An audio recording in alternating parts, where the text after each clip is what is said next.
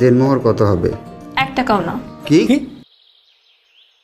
আমরা ভালোবেসে বিয়ে করছি, এখানে টাকাটা মুখ্য বিষয় না, বিশ্বাসটাই আসল।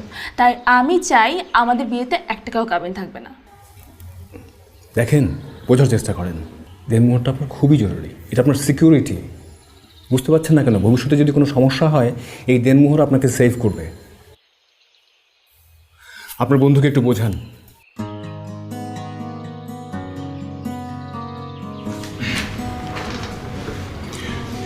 কাজী আপনি ঠিকই বলছেন।